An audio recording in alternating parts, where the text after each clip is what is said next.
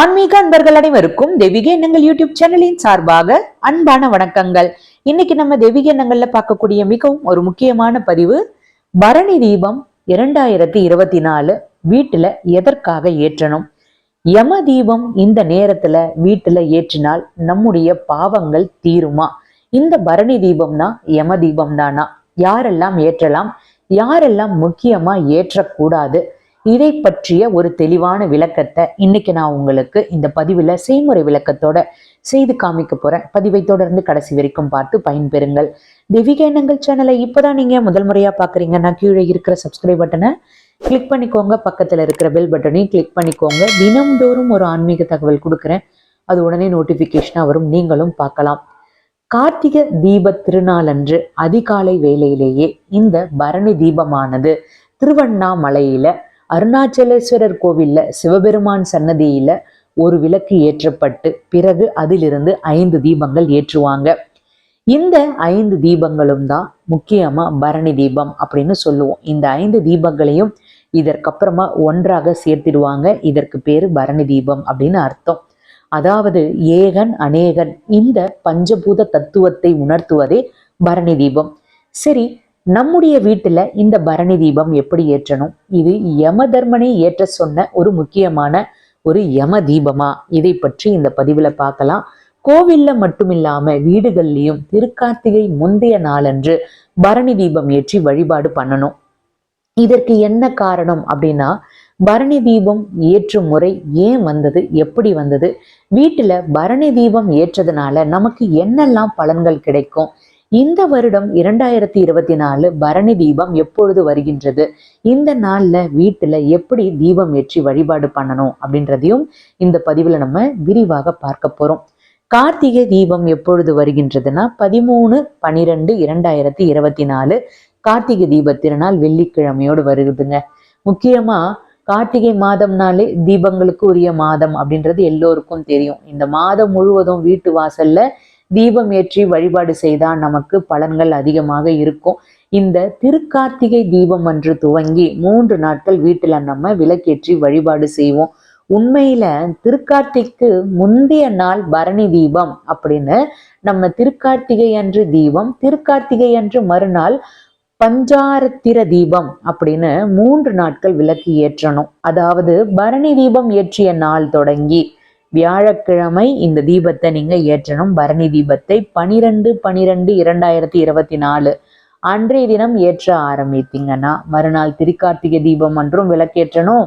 3வது நாள் நான் சொன்ன அந்த தீபத்தையும் ஏத்தணுங்க. சரி, முக்கியமா இந்த பரணி தீபம் யம தர்ம ராஜாவிற்காக ஏற்றக்கூடிய ஒரு தீபம். திருக்கார்த்திகை தீபம் சிவபெருமானுக்காக ஏற்றக்கூடிய ஒரு தீபம். பாஞ்சராத்திர தீபம் பெருமாளுக்காக ஏற்றக்கூடிய ஒரு தீபம். இதுதான் 3 நாட்கள் தீப வழிபாடு. சரி, பரணி தீபம் எதற்காக ஏற்றறோம் அப்படின்னு பார்த்துடலாம். சிவபெருமான் மகாவிஷ்ணு மற்றும் பிரம்மாவிற்கு ஜோதி வடிவமாக காட்சி கொடுத்த திருநாள் தான் திருக்கார்த்திகை அப்படின்னு நம்ம சொல்லுவோம். சிவபெருமான் மகாவிஷ்ணுவிற்கும் பிரம்மாவிற்கும் அடிமுடி காமிப்பதற்காக, அதாவது அவர்களுக்கு ஏற்பட்ட அந்த சந்தேகத்தை தீர்ப்பதற்காக ஜோதி வடிவமாக காட்சி கொடுத்தார் சிவபெருமான். அதே மாதிரிதான் ஜோதி வடிவமாக தோன்றி பெருமாள் உலகத்தை காக்கும் வகையில பாஞ்சராத்திர தீபம் ஏற்றப்படுவது வழக்கம். திருவண்ணாமலை அண்ணாமலையார் கோவில்ல திருக்கார்த்திகை அன்றைக்கு அதிகாலை வேளையிலேயே பரணி தீபம் ஏற்றுவாங்க. 13ஆம் தேதி தான் இந்த பரணி தீபம் ஏற்றுவாங்க. ஆனா நம்ம வீடுகள்ல பரணி தீபம் அதற்கு முன்றைய நாள் இரவு நேரத்துல ஏத்தணும், மாலை நேரத்துல இந்த தீபத்தை ஏற்றணும். வீடுகள்ல இந்த பரணி தீபம் யம தர்ம ராஜாவிற்காக ஏற்றணும் அப்படின்ற சந்தேகம் எல்லோருக்கும் வரும். அவரை எதற்காக வழிபாடு செய்யணும் அப்படின்னு எல்லோருமே கேட்பீங்க. சரி, இதற்கு ஒரு புராண கதை இருக்கு, அதையும் நான் இப்ப உங்களுக்கு சொல்லிடுறேன். நசிகேதன் அப்படின்றவருடைய அப்பா ஒரு யாகம் நடத்தி கொண்டிருந்தார். அந்த யாகம் நடத்தும் பொழுது தேவர்களுக்கு அவர்கள் வேண்டிய பொருட்களை தானமாக கொடுத்து வந்தார்னு புராண கதைகள் இருக்கு. இதை கண்டு குழப்பமடைந்த நசிகேதன் அவருடைய அப்பா கிட்ட சொல்லி கேட்டாராம், எதற்காக இப்படி தேவர்கள் எல்லோருக்கும் கேட்டதை எல்லாமே கொடுத்துக்கிட்டு இருக்கீங்க, இப்படியே கொடுத்தா எனக்கு எதுவுமே கடைசியில கிடைக்காது, யாராவது கேட்டா என்னையும் தானமா கொடுத்து விடுவீங்க போல இருக்கு அப்படின்னு கோபமா கேட்டிருக்காரு. இதை கேட்ட அவரது தந்தை, ஆமா, உன்னையும் தானமா கேட்டா நான் கொடுத்துருவேன் அப்படின்னு சொல்லியிருக்காரு. உன்னையும் தானமா கொடுக்க போறேன் அப்படின்னு சொல்லியிருக்காரு. இதை கேட்டு கோபமடைந்த நசிகேதன், என்னை யாருக்கு தானமா கொடுக்க போறீங்க அப்படின்னு கேட்கும் பொழுது அவருடைய தந்தையோ, யமனுக்கு உன்னை தானமாக கொடுக்க போறேன் அப்படின்னு சொல்லியிருக்காரு. சரி, இந்த கதை என்ன நமக்கு சொல்லுது அப்படின்னா, தந்தை தானமாக கொடுத்ததால் உயிருடனேயே யமலோகத்திற்கு சென்றான் நசிகேதன்.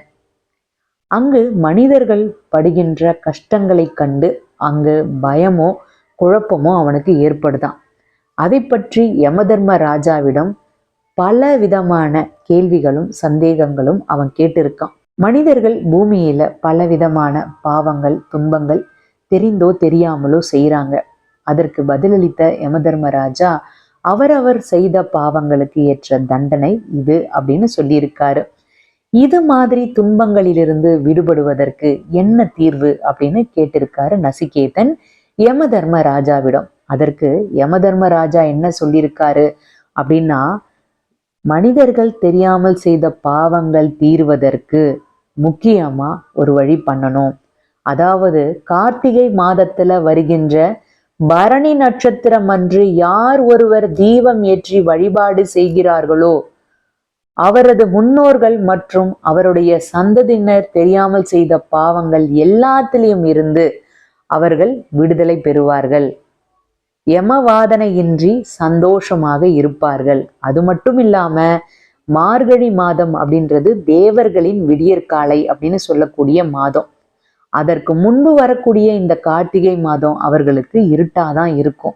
அந்த சமயத்துல நம்ம வீட்டுல தீபம் ஏற்றி வழிபாடு செய்தா நமக்கு ஏற்படுகின்ற துன்பங்கள் நீங்கி தேவர்களின் அருள் கிடைக்கும். குறிப்பா மகாலட்சுமியின் அருள் கிடைக்கும். சரி, இப்பொழுது கதையை பார்த்துட்டோம். பரணி தீபம் 2024 தேதி வீட்டுல ஏற்றுகின்ற முறையை பார்த்துடலாம். இந்த வருடம் 2024 டிசம்பர் 12ஆம் தேதி வியாழக்கிழமை பரணி தீபம் ஏற்றணும்.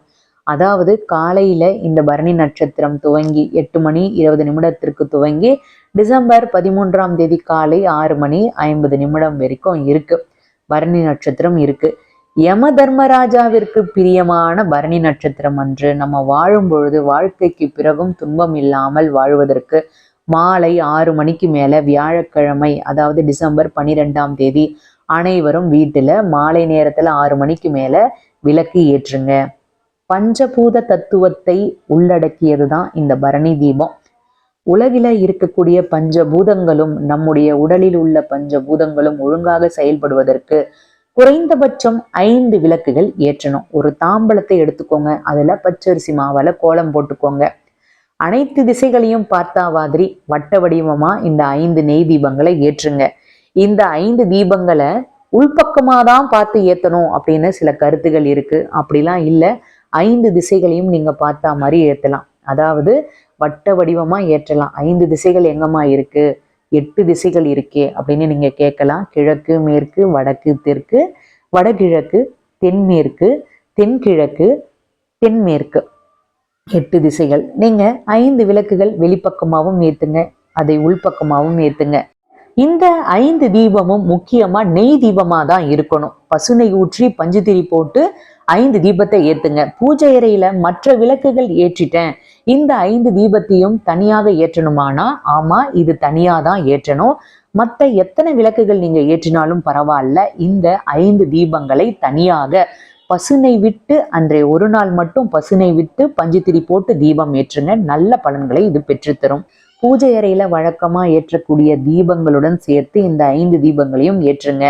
மணப்பலகையில கோலம் போட்டு அதற்கு மேலேயும் இந்த தீபத்தை ஏத்துங்க. ஆக மொத்தம் இந்த பரணி தீபம் 5 விளக்குகள் ஏற்றணும். யாரெல்லாம் ஏற்றலாம் அப்படின்னா, வீட்டுல இருக்கின்ற பெரியவர்கள் இந்த தீபத்தை ஏத்துங்க. முக்கியமா இந்த தீபத்தை ஏற்றும் பொழுது நம்முடைய முன்னோர்களை மனசுல நினைச்சுக்கோங்க. நம்ம குடும்பத்துல இருக்கின்ற கஷ்டங்கள் நீங்கணும், வறுமை நீங்கணும் அப்படின்னு பிரார்த்தனை பண்ணிக்கோங்க. யாரெல்லாம் இந்த தீபம் ஏற்றக்கூடாது அப்படின்னா, நீண்ட நாட்கள் உடல்நிலை சரியில்லாமல் இருக்கிறவங்க இந்த தீபத்தை ஏற்ற வேண்டாம். முக்கியமா உங்களுடைய மறைந்த முன்னோர்களின் ஆசீர்வாதம் கிடைப்பதற்கு இந்த தீபத்தை ஏற்றுங்க. தவறாமல் அனைவரும் பிரார்த்தனை பண்ணிக்கோங்க. வருகின்ற நாளன்று நம்முடைய வாழ்க்கை வளமாக மாறணும், மகாலட்சுமியின் அருள் கிடைக்கணும் அப்படின்னு பிரார்த்தனை பண்ணிக்கோங்க. இதன் மூலமாக உங்களுடைய குடும்பமே சுபிக்ஷமாக இருக்கும், நல்லதே நடக்க ஆரம்பிக்கும். வாழ்க வளமுடன். இன்னைக்கு நான் கொடுத்த இந்த பதிவு உங்களுக்கு பயனளிக்கக்கூடியதாக இருக்கும்னு நான் நினைக்கிறேன். இந்த வீடியோ பிடிச்சிருந்தா லைக் பண்ணிக்கோங்க, உங்களுடைய நண்பர்களுக்கும் உறவினர்களுக்கும் ஷேர் பண்ணுங்க, அவர்களும் அதன் மூலமாக பயன்பெறட்டும். தெய்வீக எண்ணங்கள்ல இதே மாதிரி நிறைய ஆன்மீக தகவல்கள்லாம் இருக்கு, தவறாமல் பாருங்க. திருக்கார்த்திகை அன்று எத்தனை தீபம் வீட்டில் ஏற்ற வேண்டும், எந்தெந்த திசையில் ஏற்ற வேண்டும், குறைந்தபட்சம் எத்தனை அகல் விளக்குல தீபம் ஏற்றினால் நல்லது, இதை பற்றிய தெளிவான விளக்கத்தை நம்ம சேனல்ல பதிவுகள் கொடுத்துருக்கேன், தவறாமல் பாருங்க. இது உங்களுக்கு பல நன்மைகளை பெற்றுத்தரும். இந்த வீடியோ பிடிச்சிருந்தா லைக் பண்ணிட்டு உங்களுடைய நண்பர்களுக்கு ஷேர் பண்ணுங்க. இன்னும் சப்ஸ்கிரைப் பண்ணாமல் இருந்தீங்கன்னா கீழே சப்ஸ்கிரைப் பட்டன் இருக்கு, சப்ஸ்கிரைப் பண்ணிக்கோங்க. பக்கத்திலே பெல் பட்டன் இருக்கு. தினமும் நான் கொடுக்கக்கூடிய ஆன்மீக தகவல் உடனே நோட்டிபிகேஷன் வரும், நீங்களும் பார்க்கலாம். மீண்டும் நாளை ஒரு நல்ல ஆன்மீக தகவலோடு நான் உங்களை சந்திக்கின்றேன். நன்றி, வணக்கம்.